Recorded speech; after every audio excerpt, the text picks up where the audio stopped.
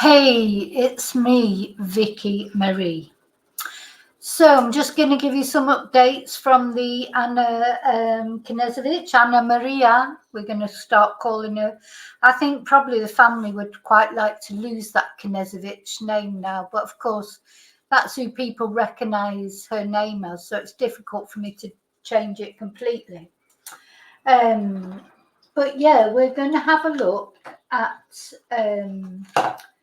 we're going to have a look at some video that I took while I was there a couple of, oh God, was it about a month ago now, maybe a little bit more. Video of the apartment block, you know, the street, so you get an idea, again, just in case you've forgotten, of what the scene is like of her being abducted.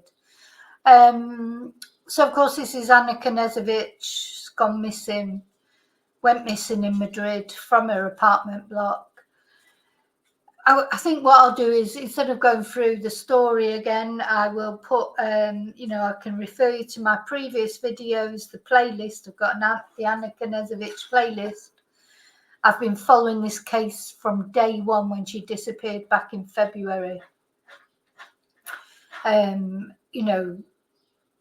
Just people don't disappear into thin air. That's what we always hear.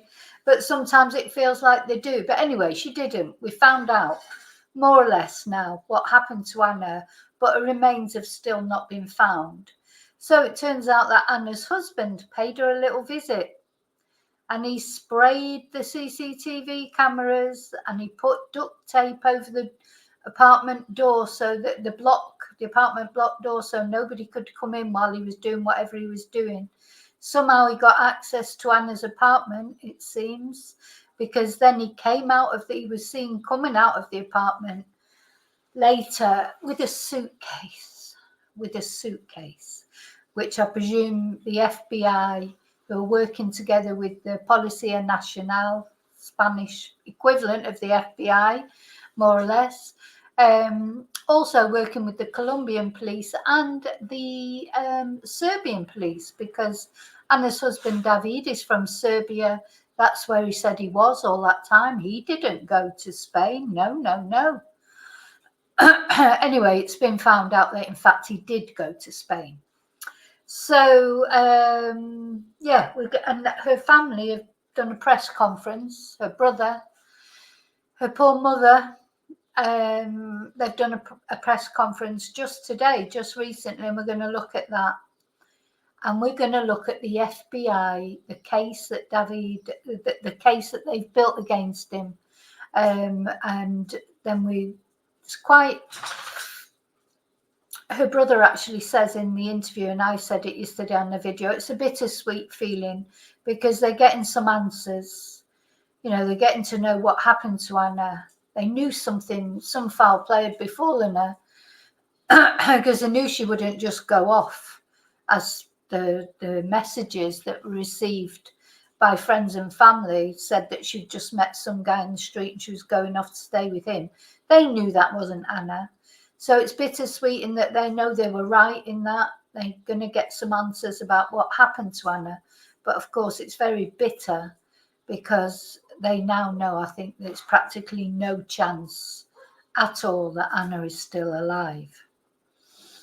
So we're going to look at that. We're going to look at that press conference, and we're going to look at this case, the actual papers that have been prepared by the FBI. So we're going to start off looking at the video that I took while I was there, just to give you an idea, just to remind you of what this place is like. Of course, I've just got to find it.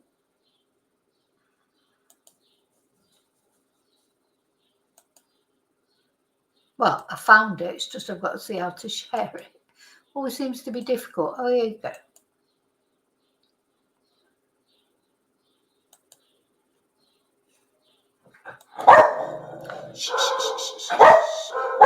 Stop.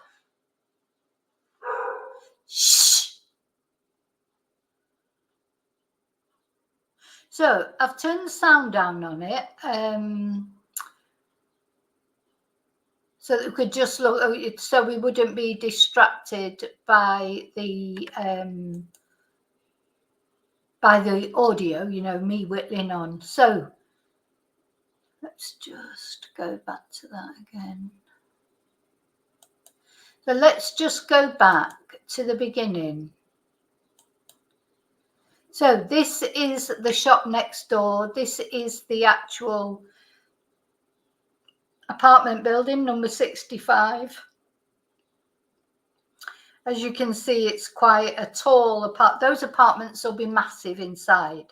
I know what the Spanish apartments are like. They look like nothing from the outside, but they're like a TARDIS. When you go in, they're enormous, long, lots of, probably might even have 3 bedrooms.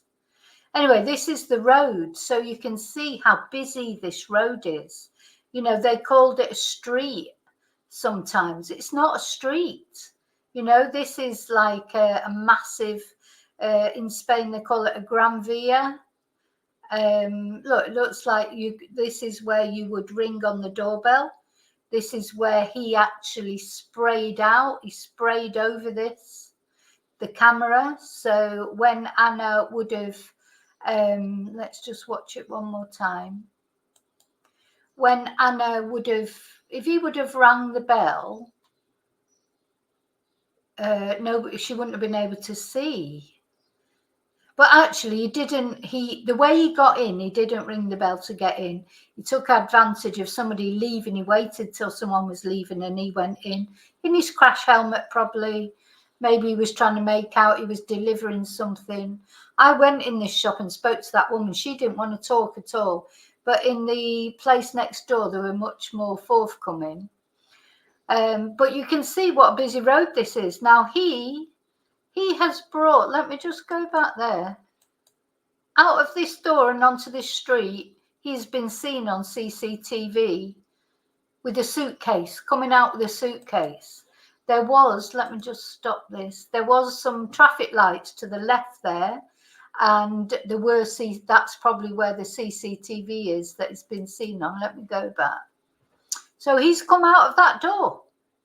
He's come out of that door into the main road round about 10 o'clock at night, I think, not realised or been oblivious to the fact there's CCTV on the traffic lights, probably are on these traffic lights as well, but there's other traffic lights just behind me as I'm taking this.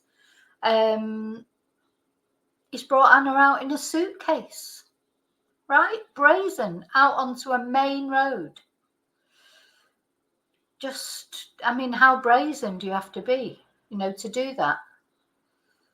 Awful, awful. So you can imagine what that was like, you know, for the family to find that out, because this is all new information.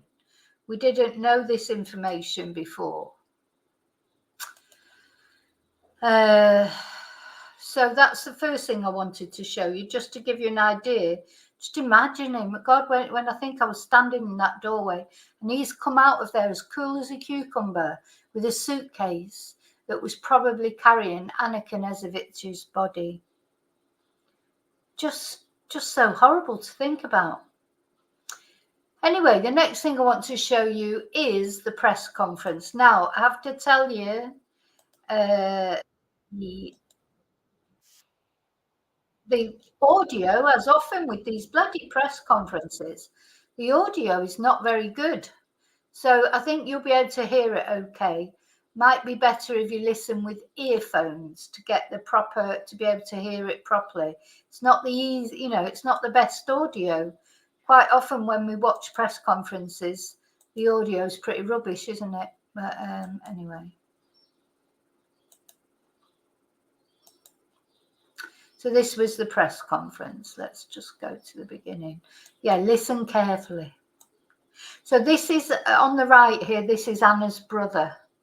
And our full support in bringing justice to Anna. As far as those technicalities as to where the trial would be held, we imagine it would be held in Miami, in federal court.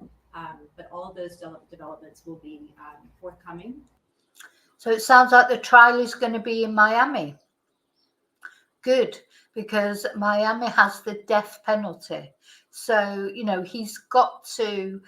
No, I don't actually agree with the death penalty, but having said that, if him being scared of the death penalty will make him say where Anna is, you know, if he's got something, you know, to a deal that he can lay on the table that'll give up Anna's body, say what happened to her, you know, be open in exchange for them not seeking the death penalty, that can only be a good thing. When you look at her brother's phone, he looks so much like her, doesn't he?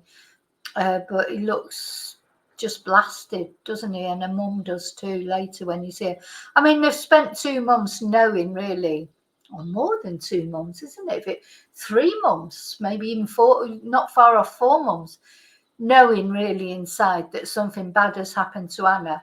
But to have it confirmed like this is must be devastating. And we are here today to give a voice to Anna, and we want justice for Anna, and that is our goal. At some point, will he be sent back to Spain? Not that we are aware of. I'm not sure. I know that there's also a Spanish investigation that was working in concert with the American authorities, from what we understand. So we don't have any information about that. From what you understand, how did the kidnapping charge come? What are they saying happened to say that it's a kidnapping charge? Well, as revealed in the criminal complaint that's been publicly released, there is some new evidence regarding David Knezevic's participation in some events that led up to Anna's disappearance. I'm sure all of you have looked at those materials. It's quite shocking. The evidence links him to her apartment the night of her disappearance. And but as far as the criminal investigation goes, we want to support that investigation and not comment on it, because that is something that is being handled by the U.S. Attorney's Office. In Spain, it's still a secret case, so you can't ask for any information. It's still secret. So the only information, because America is much more transparent, isn't it? Well, once someone's been arrested, I mean, I think all police forces are secretive until somebody has actually been arrested. But I'd be very surprised if the Spanish police are still giving out much information. But so we're getting most of our information from America. En español, ¿pudiera explicar el por qué la razón de ese cargo de secuestro? Sí, no sabemos la razón, solo sabemos lo que está públicamente en la corte, y nosotros estamos aquí para apoyar a todas las autoridades, pero ese es su trabajo y queremos apoyarla, pero no comentar sobre lo que está pasando. ¿Podría repetir lo de la investigación? So they've got a lot of, so that was all in Spanish, but you know, they're repeating it in Spanish and English, so don't worry, you're not missing anything. But the thing is, this is obviously there's a lot of interest in this case in the Spanish community in America. There'll be interest in Spain and interest in Colombia, because that's where Anna's from originally. So this is a truly sort of dual language case. España, España. Excuse me, can I ask, ¿qué llevó a tu hermanita Ana a España? Estaba pasando por un momento duro en su divorcio y quería alejar de todo lo que estaba. ¿Cómo estaba allá? ¿Qué te decía cuando estaba allá después de pasar ese momento duro aquí? Contenta. ¿Cuáles eran sus planes? Ella quería abrir una asociación sin ánimo de lucro para ayudar a mujeres. He's going to explain this in a minute in English, but basically she asked, can you tell us what Anna was planning to do with her life, etc.? And he says she was planning to open like a charity to help women, a non-profit organization for women. So and he actually does smile at this point. So he's obviously got these fond memories of Anna and what a kind person she was. Necesitaba ayuda. Sí. ¿Nos da a pensar que pronto ella era víctima también de abuso? No quiero especular nada, solo te digo lo que ella quería. ¿Ella les había manifestado miedo alguna vez o le había comentado a alguna amiga, algún familiar? Miedo por algo, alguna amenaza, alguna vez llegó a manifestar algo? Yo no quiero eso Preguntarle a autoridades o a las familias. I'll just move it forward to the English. Felipe, ¿qué es lo que más extrañas de stay in Spain for an extended period of time? I don't know. I think I'm not 100% sure about that. I think she wants to stay a little bit, so I just don't know. Felipe, I know you talked in Spanish about sort of the heartache for your family and for your mother as well. Would you be able to repeat that for us in English, sort of what your family has been dealing with the last several months? Yeah, from my mom, when I just told her what happened in February, she broke down and almost had to take her to the hospital, thought she was gonna have a heart attack, right? So thankfully, my sister-in-law, she's a nurse, she helped us, and ever since. So it's the mum had to be taken to the hospital with a heart attack when she found out about her going missing. God knows what she's like now. It's been designed. And bear in mind, everything in America, hospital treatment costs money. And let me remind you that Anna, although Anna and her husband were very comfortable, and I think Anna was helping out the family, this family, they're not, particularly financially well off. And David, he didn't even offer to help them, when they wanted to go to Spain again, and they asked him some financial help. He would not help them. So he's literally is a total twonk. But of course, he wouldn't want them to go there because he wouldn't want them to find out anything. Anguish and desperation to know what's going on. And that has been terrible. It's just horrible to go through this. And for my brother and I, it's just like you don't sleep, you don't eat, you cannot live your life. It's terrible. Do you feel like people are paying attention? Yeah, I hope so. Felipe, do you know how long your sister and David have been married? 13 years. 13? And then also, I imagine you hear your sister's voice in your head. What is she telling you? How is she kind of encouraging you to do this? Yeah, keep going. Just fight for me. Oh, so that woman asked him, I don't know if you heard it or not. If you've got headphones on, I think you'll have been able to hear it. But she said, what do you think Anna would say to you? It would have said to you, and he said, she'd just say, keep going, fight for me. Yeah. And that's what I do every day. You had touched on it a little bit earlier. You thanked your friends. Just how out of character that text message, which was really the alert for all of this, how out of character that is. It's just, I'm 100% convinced it's not her. Simple as that. Felipe, desde el momento en el que a ustedes se les prenden las alarmas, aquí algo está ocurriendo. I've gone into the Spanish again now. ¿Cómo ha sido ese proceso? Es decir, me imagino. Mismo contactar a la embajada de ciudadana colombiana, contarle a mis amigos para ver si conocen a alguien para tu hermana. Hay dos países involucrados, puede haber extradición debido a toda esta burocracia, pues en estos momentos. ¿Cuál es el próximo paso en el caso de lo que ustedes están esperando?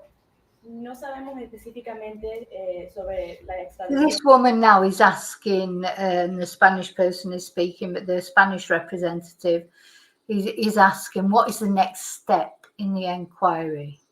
En España, pero el próximo paso en el caso es que hay una audiencia en la corte el viernes sobre la fianza. So ese es el próximo paso. Yeah, and I was telling you that what she's just saying there, because she said, what's the next step in the case? And the next step is tomorrow. There's a bail hearing. And that's what she's just said. So he can't get bail, can he? Please, God, he cannot get bail. Not with the evidence. When we read the police report, the FBI report, you'll see he cannot possibly get bail. Después de eso no sabemos, pero las autoridades americanas también tienen sus ideas y confiamos en ellas. Entonces, todo estaría pasando a partir del viernes. Es donde ustedes tuvieran La investigación está pasando aquí y en España. So, no sabemos de una manera u otra qué va a pasar con eso. Do you know why he flew into Miami and did you know ahead of time that he was going to be arrested there? No, we had no idea. La familia ha visto los videos de la... So I don't know if you heard that, but they just asked in English, do you know why he came back to Miami? Because, of course, they arrested him at the airport. He came back to Miami. He's been lurking in Serbia all this time, staying out of America and Spain, and hiding in Serbia. But having said that, the Serbian authorities have also cooperated on this case. It makes you wonder if they lured him back, like by even the police saying to him he was no longer a suspect, or why did he think he was okay to come back? Or did they get that woman he was in, because he was in contact with a woman from a dating app? Did they get her to, I don't know, buy a ticket for him anonymously, or somebody somehow has lured him back to Miami, and as soon as he landed in Miami, he was arrested. Of course, the other possibility is it may be that he agreed to go back and be arrested. Maybe he's just had enough. Maybe he realised, or maybe the evidence they told him they'd got, he just thought, just go and face the consequences. But surely, I don't know that he would have gone back to Miami, because Miami has the death penalty. Surely he would have stayed in Serbia or gone to Spain. We don't have the death. If he was looking for a lighter sentence, he probably would have been better off coming to Spain. La cámara de seguridad del edificio, los videos de la autopista, ya que está bajo secreto sumario en España, no los han visto. ¿Saben cuándo se podría divulgar esa información públicamente, dado que seguramente este crimen sea juzgado aquí en Estados Unidos, según lo que me dijo el abogado en España? Es que con las autoridades, yo No sé si sería prudente hablar esto, sé que no quieres hablar de esta persona, pero háblanos un poquitico, siempre para saber, porque hasta el momento realmente no tenemos nada. They won't give up the Spanish. Like he said, he doesn't really want to talk about David, and he doesn't know anything, and blah, blah, blah. And they're trying to get information about David, the husband. Se habla de un divorcio millonario. Háblanos un poquitico sobre eso. Ellos aparentemente tenían 3 compañías entre ellos, habían problemas. ¿Ustedes piensan que esto llevó a esta situación? Mira, la verdad, yo quiero hablar de mi hermana. No. I want to talk about my sister. I don't want to talk about that. But she was short woman. No quiero hablar de la investigación ni nada. Yo solo quiero, si alguien tiene información acerca de mi hermana y de dónde está ella, por favor. Yeah. Doesn't want to talk about the investigation or anything to do with it. Just wants to talk about his sister. Can you say if the arrest has brought you any closure, or is it just giving you more unanswered questions? I mean, it's not closure, but questions have been answered. And, like, it's a bittersweet feeling. Yeah. Because now we're getting answers, at least. Yeah. Not answers they want, but answers. I mean, it's not good, but at least you want to just learn the truth, right? You mentioned earlier that she was excited for her future. Do you guys know of her plans? What was she planning on doing? Oh yeah, I said in Spanish, sorry. So, her plans were to create a nonprofit for women in need. Those were her plans. That's what she wanted to do. Do you know if that was here in the States or in Spain, or was that not clear? So she comes over as such a sweet person. Why are these really nice women? It's like Mika, isn't it? Mika Miller. Lovely people, lovely women with these twonks, with these horrible men. She just seems so sweet. And he's like, after 14 years, being married to someone for 14 years, and he was the one who was having the affairs. He was the one. He's the reason why the marriage is broken down. He was the one that was horrible to her. And then he's ended up doing this horrible thing to her, allegedly. It's so sad. I think she planned to target everywhere, right? She wants to help women everywhere. And do you know how long she's been living in Fort Lauderdale? 18 years. 18 years. Yes. Felipe, perdón, volviendo, la última conversación que tú tuviste con ella, ¿fue cuánto tiempo antes de su desaparición y de qué hablaron? ¿Cómo la escuchaste? ¿Qué te dijo? ¿Por teléfono o por texto? No sería la última. Por teléfono fue el 24 de enero. ¿Y qué te dijo ella? ¿Cómo estaba? ¿Cómo la sentiste? Sí, o sea, estaba bien, estaba... So I think that's the last time he spoke to her, the 24th of January. She was asking when was the last time he spoke to her. He said by telephone on the 24th of January. Contenta, Happy. feliz por el futuro. Ella me dijo que quería que viajáramos a España para encontrar el origen de nuestro apellido, que es en Toledo, now. Entonces ya quería que nosotros fuéramos allá para...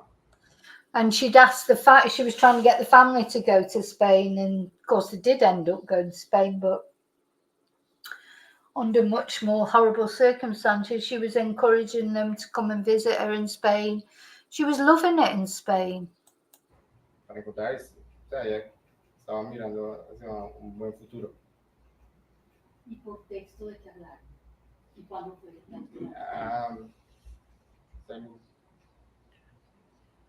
Algo de lo que prefiero no hablar.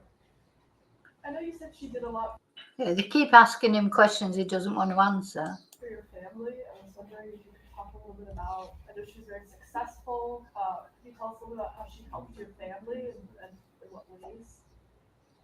I am who I am because of her and the support that we've Oh, been able so to I am who I am with my because, mother. sorry. I am who I am because of her and her support. So she's in a good place, you know. She's taken care of after she raised us. Like a great mother she is. I know your mother doesn't want to speak, but is there any? So the mum is there. You'll see her at the end, but she didn't want to speak. Don't know why Anna didn't have any children. She was 40. She looked so much younger. Probably because she's got no children, because children do age you a little bit, don't they? Yeah, I wonder why she didn't have any children. Anything that she has said to you over these last few months that you'd like to share with us just about her daughter and how you guys are feeling? Yeah, she's very traumatized. I put her through therapy. My aunts also have been very supportive of her. They've been with her all the way. Of course, my brother traveled from Colombia. He's been here since February 8th. Oh, so that's his brother, the other man over next to his mum is his brother. Just being with us, being with my mother, you know, I have a job, I have a wife, I get to care for them. So he's been great support too. So she's been just devastated, traumatized. She wants to know what happened. ¿Por qué fue importante para ustedes como familia hacer esta conferencia de prensa? Hablando, volviendo a la justicia. Temes, dices que confías en la justicia, pero ¿por qué fue importante para ustedes? No, porque me parece que los medios de comunicación son una manera para que se haga más conocido el caso y alguien más pueda, de pronto, que no haya visto la noticia, que sepa algo de mi hermana, nos pueda decir, o le pueda llamar al FBI o a la Superior de España, hey, tengo tal información. Entonces, pues me parece que es muy importante. Entonces, y pues yo no queremos estar hablando con este medio, porque es muy desgastante para nosotros. Entonces, esto es una manera de hacerlo, de cuando tengo que hacerlo otra vez. Ustedes ya saben mis puntos. Y eso es lo más importante para ustedes, de que si alguien en España sabe algo sobre esto, que llamen a las autoridades, que se comuniquen con las autoridades. No solo en España, en todo el mundo. Felipe, sí. Yeah, so she was asking him, why have you done this conference, like with all the different press, etc. But sorry.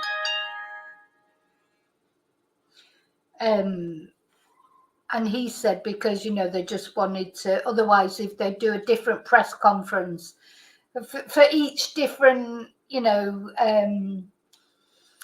the Spanish, one for the Spanish, one for the Colombians, one for the Americans, etc. It just it was better for them to just do it all in one hit, because although they realize that press conferences are important, they're not easy, are they? They're difficult to do.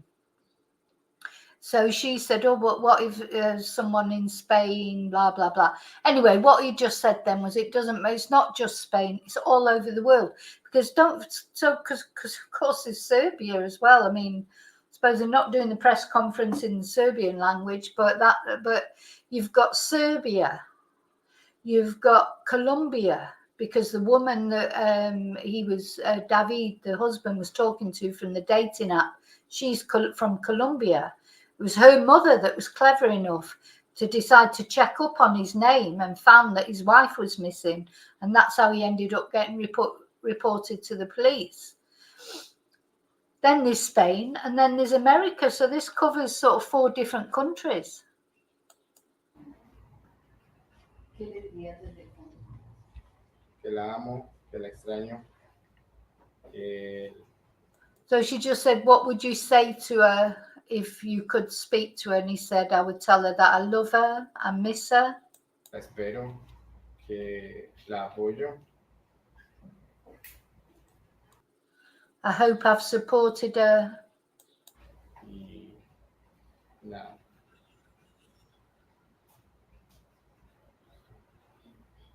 ¿Qué es lo que más duele?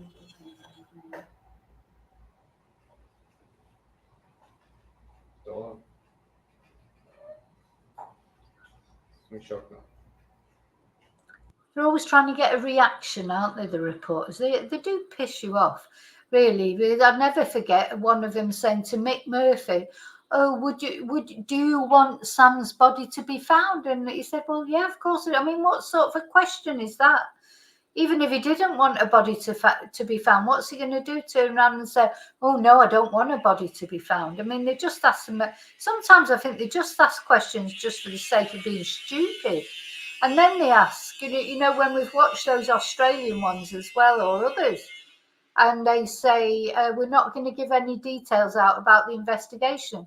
And they just keep asking questions, wasting their questions, asking the same question over and over again. And the bloody police spokesperson, whatever, just says, well, as I say, I'm not going to talk about the investigation. And they're just asking the same questions over and over again. Do you have to? Sometimes the reporters just drive me absolutely bonkers. Can you talk about your last conversation on the phone with her in Spanish? Can you just repeat that in English for us? Yeah,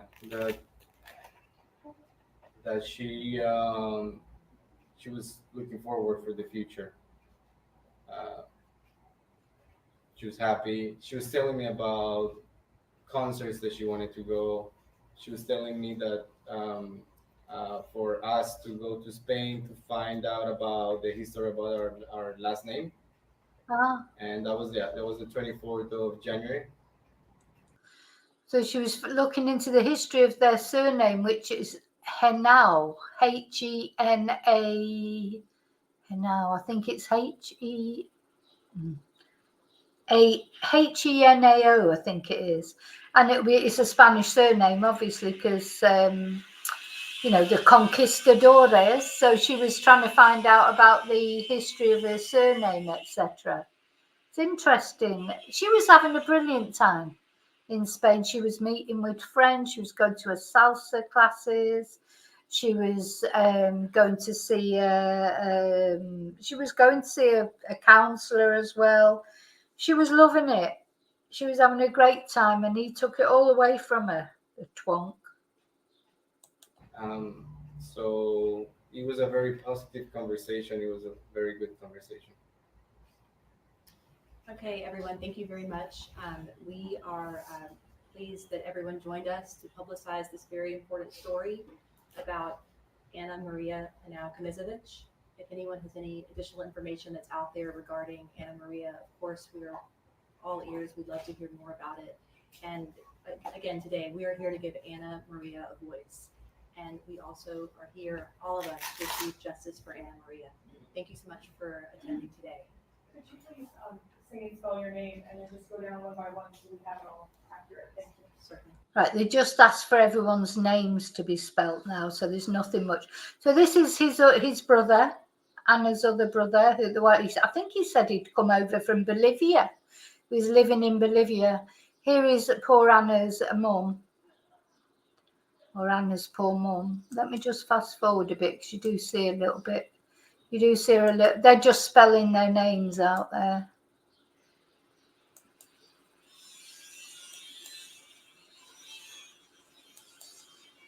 There she is, having a bit of a drink of water.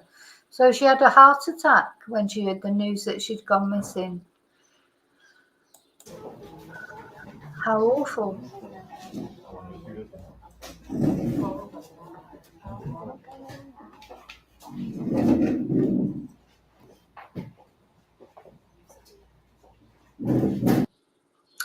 So there you go. That's the fam. I'm sorry the audio wasn't good, but I didn't have any control over that. But there you go. That's the family speaking. Now, what I'm just going to show you now before we finish, I'm sure there'll be lots more news coming out on this case, probably daily videos now, because he's appearing in his bail hearing tomorrow, so I expect some news will come out about that.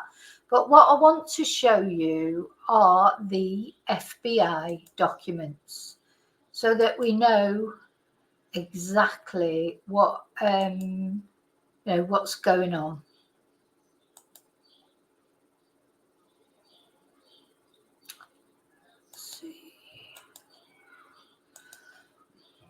So this is the criminal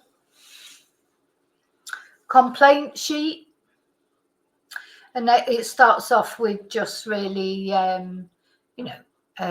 bureaucracy. Did this matter originate from a matter pending, blah, blah, blah. I'm not going to read all that out. So this is the Florida bar in Miami. And this is submitted by Mackenzie Lapointe, the United States Attorney, by Lacey Elizabeth Monk. So in the United States District Court, the case against David Knezevic, also known as Dusan Knezevic, or Dusan will be his real name, because quite often foreign people, when they go and live in English-speaking countries, they adopt an English name. So he's took on the name David. Dusan is maybe equivalent to David in Serbian. So, criminal complaint by telephone or other reliable electronic means. I, the complainant in this case, state that the following is true to the best of my knowledge and belief. About the date of January the 27th. God, it's that January 27th, isn't it? Anyway, 2024 through to February the 5th, 2024, in the country, in the what? County of, is that country or county? In the county of, I can't read that, in the district, Southern District of Florida. So the code is 18 USC something, kidnapping. So this is what it's been charged with so far.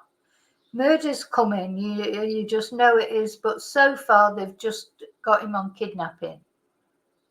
So this criminal complaint is based on these facts. See attached affidavit, continued on the attached sheet. And then it's just signed. So it was 5th of March. 5th of March. Gosh, so that's a little while ago. So they've been waiting to get him, haven't they? Attested to by the applicant in accordance with the requirements by FaceTime. That's interesting. So have they just been waiting to arrest him? Has this been prepared all that time from the 5th of March? Okay. So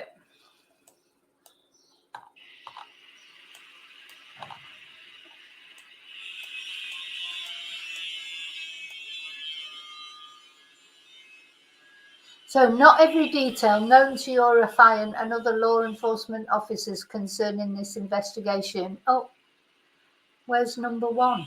Hang on, I must have missed. Where's number 1? Ah, here it is. So, affidavit in support of criminal complaint. I, Andrew Gillespie, first duly, blah, blah, blah, blah. I am a special agent for the United States Department of State. I think then it just really talks about his background, so I don't think we need to read that. So the affidavit is made for the purpose of establishing probable cause in support of a criminal complaint and arrest warrant charging David Knezevic, also known as Dusan Knezevic, with kidnapping in violation of Title 18 United States Code, Section 120. This affidavit is based upon information known personally to me and information obtained from others who have investigated this matter and/or have personal knowledge of the facts herein. I have participated in this investigation, spoken with other law enforcement detectives, and reviewed documents and police reports related to this investigation. I have set forth only those facts necessary to establish probable cause in support of this application. And thus, so now we go on to the next page.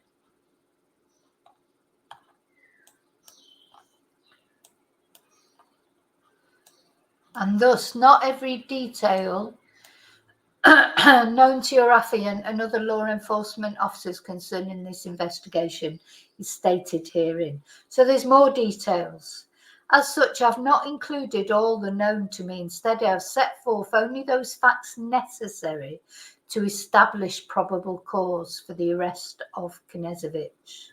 Factual background.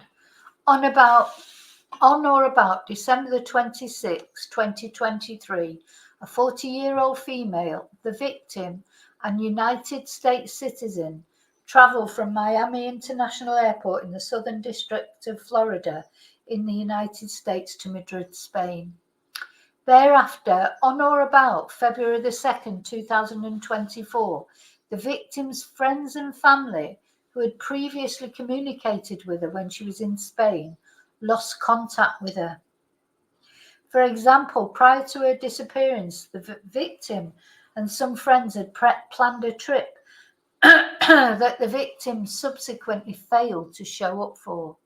Additionally, the last non-automatic activities on the victim's Bank of America account were for a flower purchase on or around February the 2nd, the last day she was seen alive, as well as a charge from a restaurant in Madrid on or about February the 10th for failing to show up for a dinner reservation. At the time of her disappearance, the victim was married to Knezevic, a Yugoslavian.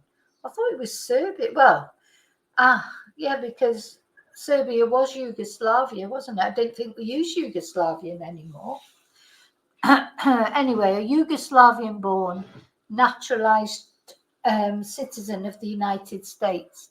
According to the victim's friends and family, the victim and Knezevic were separated and planned a divorce. The separation was contentious because Knezevic, meaning David, did not want to split the marital assets evenly with the victim.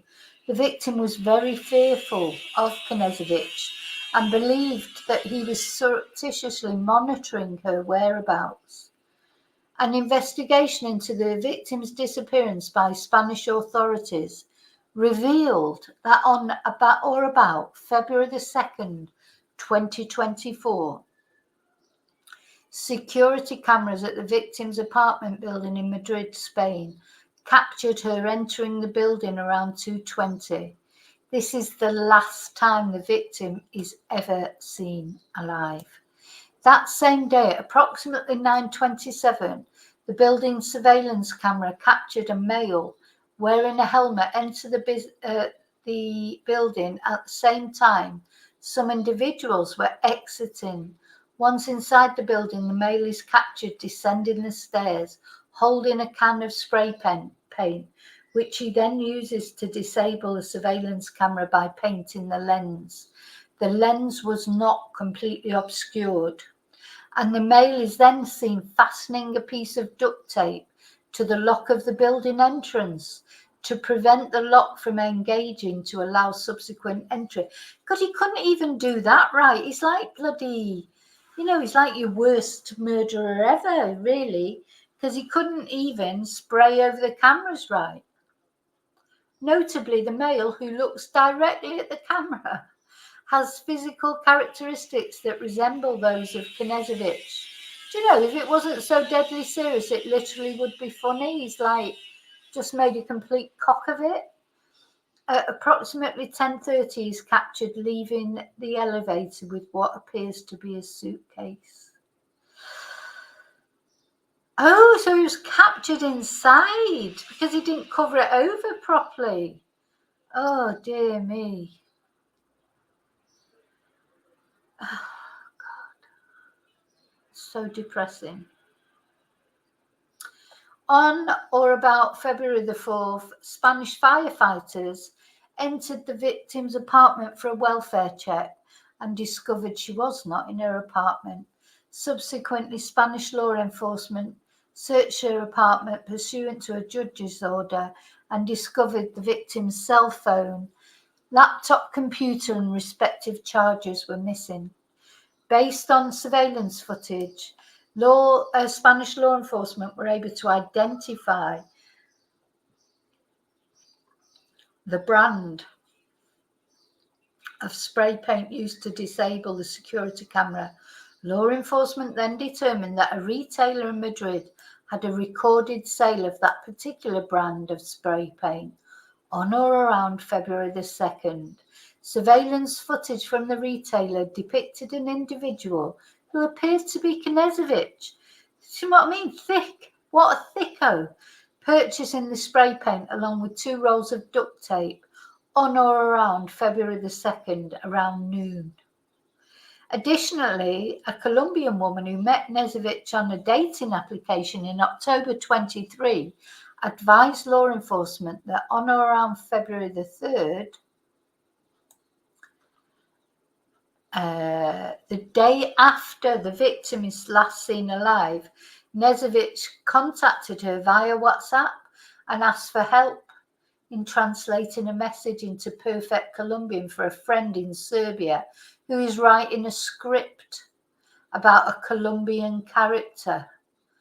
Oh my God, it just gets more and more ludicrous. Knezevic explains that he wants the writing to sound authentic.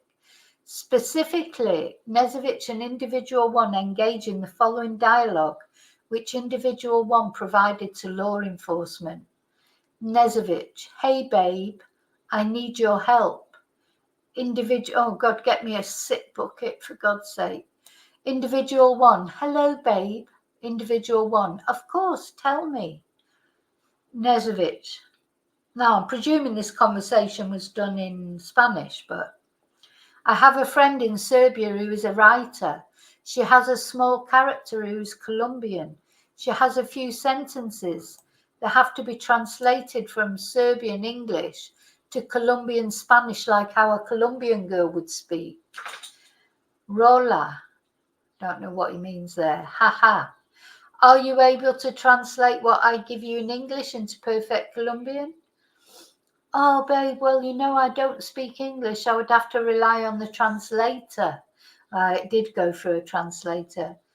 And I would create rolas, sentences based on context. Don't know what they mean by rolas. Knezevic said, yes, you would see it translated, then fix it. And then he gave her the text. I met someone wonderful. He has a summer house about 2 hours from Madrid. We're going there now and I'll spend a few days there. There is barely any signal though. I'll call you when I come back. Kisses.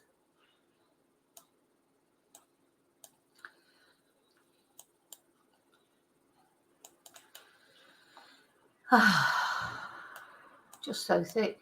What do you think? He said. Do I fix this paragraph? She said. Yes.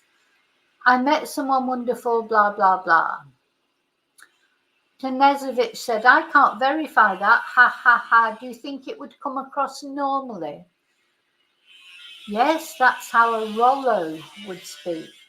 Is that all? Wait, now. No, she's a girl. Rolla. Ha, ha, yes. So did you write it as a boy or a girl? Well, the paragraph is general. It's not written in the first person. One more. Yeah, the thing is, Knezevic had written it in English, or someone had, and the English wasn't normal. Yesterday after therapy, I needed a walk, and he approached me on the street. Amazing connection like I never had before. And then there's a bit of talk about that. If you do it literally like you were sending it me, it would be like this. Yesterday, I needed a walk after leaving therapy, and such approached me on the street. There was an incredible connection we hadn't had before. A man approached a woman from the previous paragraph, approached her on the street. Like if you walk down the street and I see you and I come to you and start hitting on you, Linda. Linda means pretty in Spanish. And there was a blank message.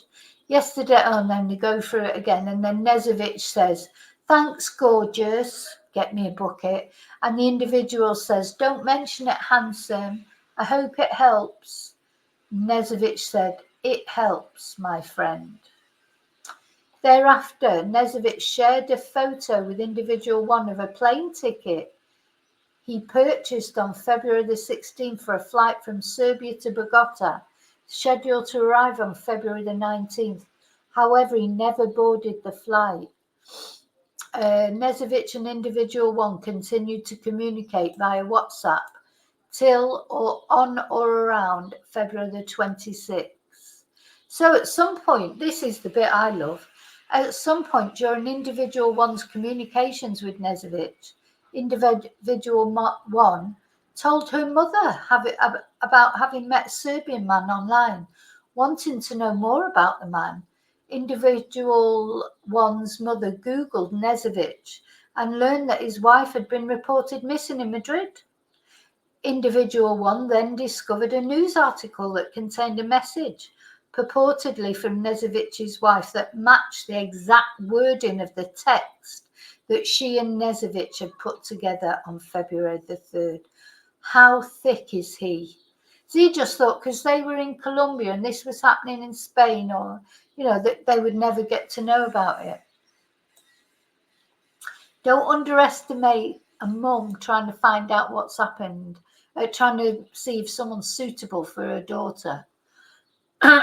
So a review of records from Customs and Border Protection revealed that on or around February the 27th, Knezevic travelled by aeroplane from Miami International Airport in the Southern District of Florida to Istanbul, Turkey. So he went to Turkey. Thereafter, he travelled out of Serbia by vehicle on or around January the 30th and returned to Belgrade, Serbia by vehicle on or around February the 5th. Per Google Maps, by car, it takes approximately 26 hours to travel from Belgrade, Serbia to Madrid, Spain, at a distance of 2,592 kilometers. Law enforcement's investigation revealed that Knezevic rented a Peugeot 308 in Serbia from approximately on or around January the 29th, though approximately on or around 15th of March. Through to approximately on or around 15th of March. The owner of that rental car agency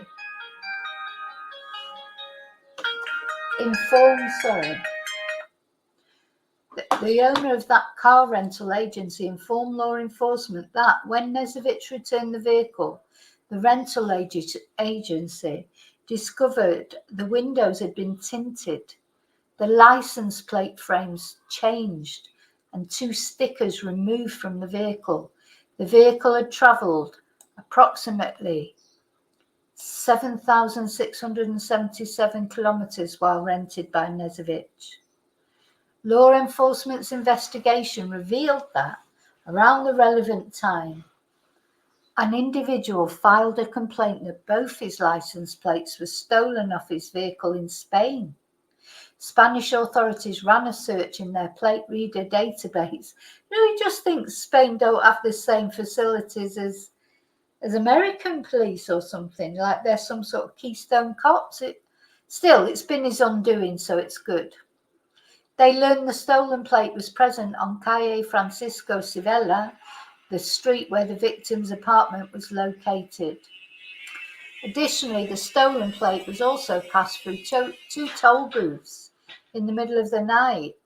Video from the toll booths revealed that the plates were attached to a Peugeot 308 with tinted windows, which is the type of vehicle Knezevic rented.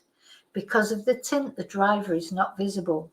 One of the toll booths is in Acalvia, Spain, which is just outside Madrid. Law enforcement has also learned that on or about March the 4th, a woman purporting to be the victim, the caller, contacted an insurance carrier for the purpose of cancelling 3 insurance policies held by the victim for her and Knezevic's business. The insurance policies related to vehicles that were used by the business. During the call, children could be heard. Anna did not have any children. Children could be heard in the background speaking to the caller. The victim does not have any children. Moreover, law enforcement learned, of course, all these calls to insurance companies, they're all recorded, aren't they? So law enforcement learned, pursuant to a subpoena return, that the phone number utilised by the caller was owned by Knezevic's company, and Knezevic is listed as the contact for the phone number.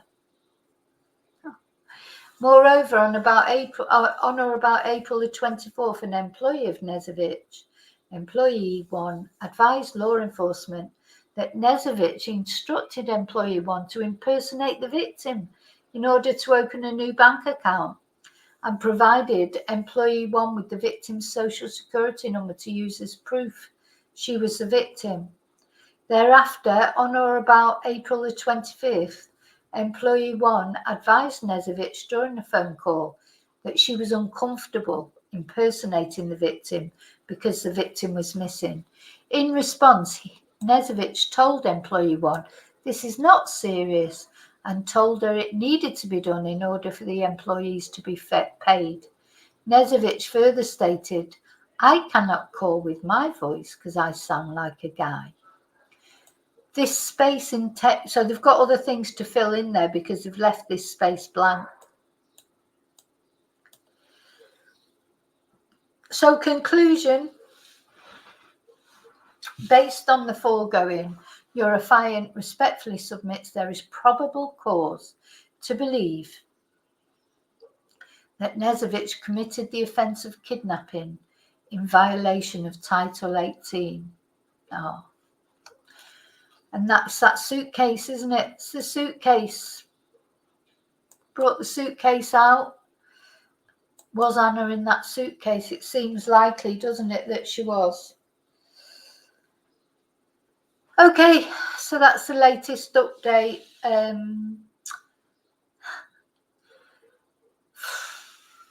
mean, he's a thicko, isn't he? It's like, murder for dummies. All the things that you could do wrong. Let's have a look at him, the twonk. Yeah, not as clever as you think you are you, David? Looks like a twonk. Let's look at Anna. I much prefer looking at Anna. So I just wanted to give you that update. Prayers for Anna. hopefully he'll give up where she is, and her family will at least be able to lay her to rest. Bless her. Yeah, there you go, another woman just trying to start off a new life. You know, happy and alive, going to do good things, all those things, and now she's gone. So, bless her. Okay, remember to live and love wisely, carefully. I'll see you really soon in the next video. And until then, may your God always go with you.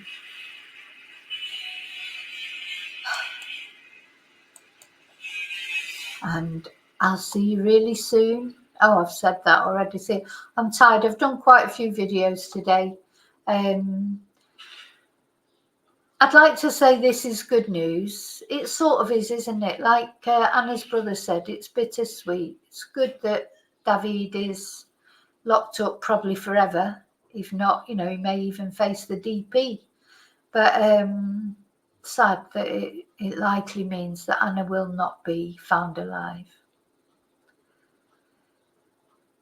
Bye.